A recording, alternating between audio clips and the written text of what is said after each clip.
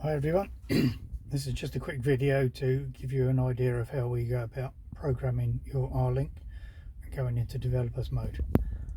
The USB, we'll keep that to one side for a moment. What we need to do is start the car first of all, and then power up our screen.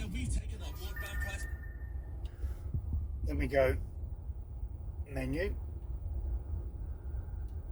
multimedia,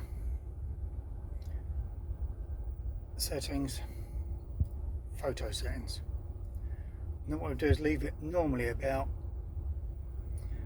40 seconds or so, and then we just chuck our USB in either of the two slots to make sure there's nothing connected in there as well. So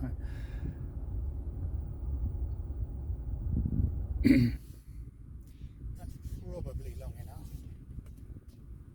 You'll see at the top there.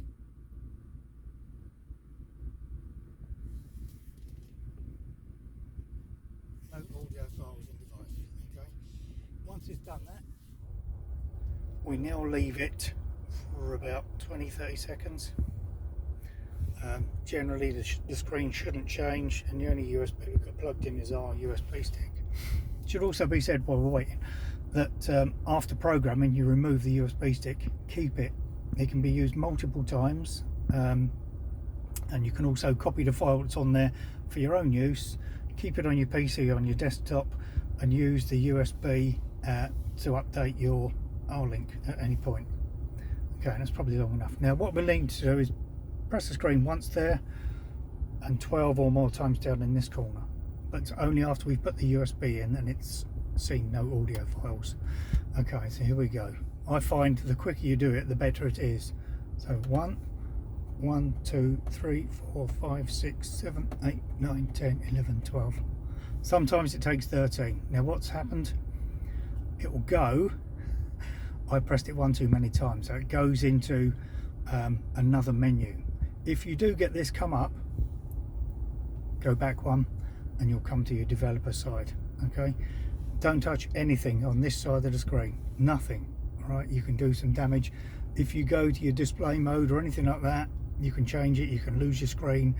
It can cause you all sorts of problems that you may have to go to Renault to sort out. What we're looking for is application version down here, and we're looking for, in this menu, we're looking for a program called Diag RW. And if I scroll up, notice my finger can go all the way up once you start scrolling. And where are we? I might have even, oh there we are, Diag RW. Okay, that's the one we want. So we tap that and it will come up. Next one we want is ADAS. Okay. On this one, we should scroll down to rear view camera.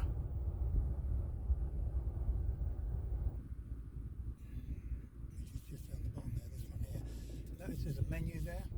It's got a drop down thing in the corner. Mine is present because I've already got one fitted, but the options are absent and present. Yours will probably say absent, and it will also say absent over here. Okay. So you select present and then you press save at the top of the screen. Then what you do is you pull your USB out, but once you've saved it, actually what you will notice is this will not say present, it will still say absent. Okay, a lot of people misinterpret that. What you need to do is save it, pull the USB out, come out of your developer side.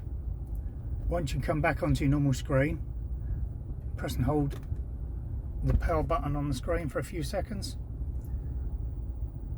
and the screen goes dark.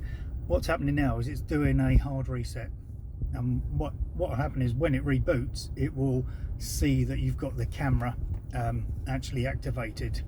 And if you should go into developer side after this, once it's done a hard reset, you will notice that the other side will also say present. It doesn't do it until you've done a hard reset. Okay, it does take a while to come on, but what you will find is when it does come back, you'll be able to go in and find a different menu that wasn't there before in the car.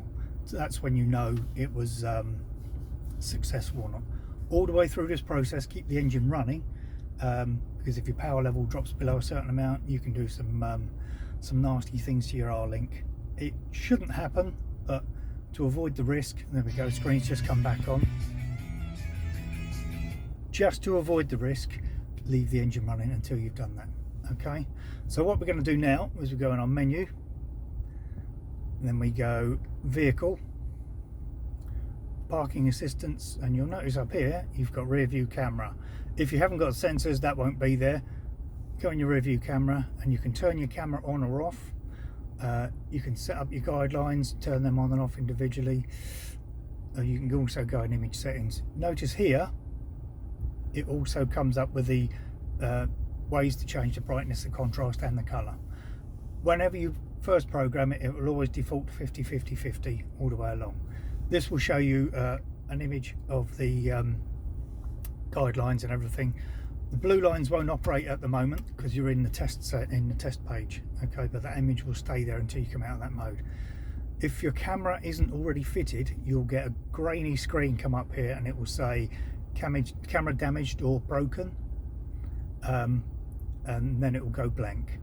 If you're waiting to fit your camera, you can always turn the camera off in this menu. That way you won't get the camera image broken screen come all up and the warning come up. So until you get your camera installed, that's the best way to do it. Hope this helps you all. Thanks very much.